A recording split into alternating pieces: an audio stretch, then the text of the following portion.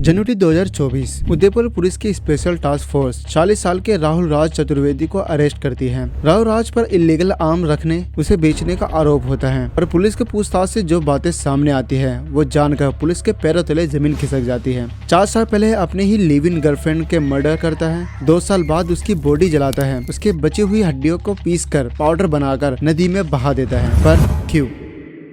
राहुल राज उदयपुर राजसमंद के एक मंदिर में पुजारी का काम करता था। 27 जुलाई 2019 राहुल राज को मंदिर में एक औरत अपनी 2 बच्चों के साथ मिलती है। 33 साल की भानुप्रिया गोस्वामी अपने पति की मारपीट से परेशान थी। वो राहुल को उसके पति द्वारा की जा रही गृह हिंसा और ससुराल में प्रताड़ित होने की बातें बताती है। वो बताती है कि किस तरह उसका हस्बैंड उसे रोजमर्रा की चीजें तक प्रोवाइड नहीं करता। वो चाहती थी कि राहुल राज और मंदिर प्रशासन उसे और उसके बच्चों को शरण दे। भानु की स्टोरी जानने के बाद राहुल को उस पर बहुत तरस आती है। वो इंसानियत और हमदर्दी दिखाते हुए उसकी मदद करने का आश्वासन देता है। पर भानु ये नहीं जानती थी कि एक एहसान का बदला उसे अपनी जान देकर लौटानी होगी।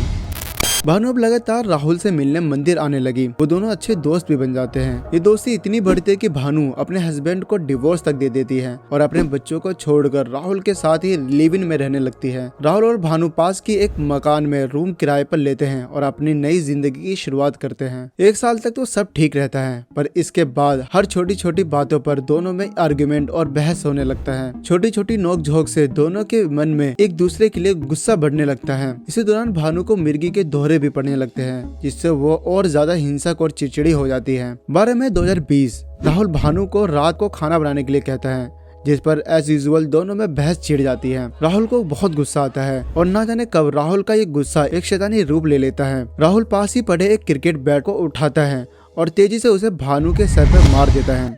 ये हमला इतनी तेज और भयानक होता है कि भानु ऑन द स्पॉट अपनी जान गंवा देती है। कमरे में एक खतरनाक सन्नाटा छा जाता है। राहुल फर्श पर पड़े भानु की लाश को देखकर सन्न रह जाता है। जल्दी उसे एहसास होता है कि उसने एक गंभीर और संगीन जुल्म कर दिया है। अब उसे समझ नहीं आ रहा होता है कि वो अब क्या करे, किस तरह भानु की डेड बॉडी को ठिकाना लगाए। राहुल क्राइम पेट्रोल का बहुत बड़ा फैन था। उसने इसके अभी तक 1300 एपिसोड देख चुका था। लाश को ठिकाने लगाने के आइडिया के लिए वो अपने फोन पे क्राइम पेट्रोल के कई एपिसोड देखता है। एपिसोड नंबर 774 सेठ भानु की डेड बॉडी को लोगों की नजरों में आए बगैर ठिकाने लगाने का तरीका मिल जाता है। राहुल वैसे तो बहुत घबराया हुआ था, पर फिर भी वो अपने आप को संभालता है। तकरीबन सुबह 3 बजे राहुल बाहर से सीमेंट लाता है। रूम में ही पड़े एक बड़े से प्लास्टिक के ड्रम में भानु की लाश को डाल देता है और उस पर से सीमेंट का घोल बनाकर भानु की लाश पर सीमेंट का एक मोटा लेयर बना देता है, जिससे लाश की बदबू बाहर न आ सके। राहुल बड़े ही आसानी से अपने जुल्म को छुपाने में कामयाब हो जाता है। लोगों को भनक तक नहीं लगती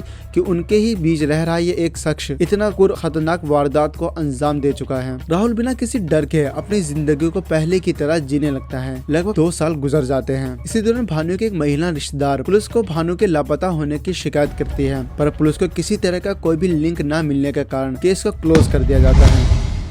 जून 2022 राहुल किसी काम से कुछ दिनों के लिए बाहर गया हुआ था। उसी दौरान उसके मकान मालिक उसे कॉल करता है और उसे बताता है कि उसके कमरे से बहुत तेज किसी चीज की बदबू आ रही है। ये सुनने के बाद राहुल काफी घबरा जाता है। उसे डर था कि कहीं उसका राज खुल न गया हो। वो हिम्मत करके वापस घर आता है। वहाँ उसे पता चलता है कि उसके मकान मालिक को उस पर शक हो गया था। और वैसे भी कुछ टाइम पहले भानु के लापता होने पर पुलिस ने उससे भी पूछताछ की थी और उसे पहले से भी शक था कि कहीं न कहीं राहुल ने ही उसे गायब किया था। वो जानता था कि भानु के लापता होने से पहले दोनों के बीच काफी ज्यादा लड़ाइयाँ होती थी। मकान मालिक राहुल को अपने भरोसे में लेकर इस बारे में बात करता है और राहुल उसे सारी बातें बता देता है। पूरी वारदात को जानने के बाद मकान मालिक घबरा जाता है। उसे डर था कि कहीं अगर लोगों को इस मर्डर के बारे में पता चलता है तो वो भी इस मर्डर के चंगुल में फंस सकता है। दोनों उसी रात कमरे के गेट को खोलते हैं। वो देखते हैं कि गर्मी की वजह से ड्रम में एक दरार आ गई है और वहाँ से भानु की गली हुई लाश की लिक्विड बाहर आ रही है, जिसकी वजह से एक बहुत बुरी सी स्मेल हर जगह आसपास फैली हुई थी। अब दोनों मिलकर ड्रम से डेड बॉडी को निकालते हैं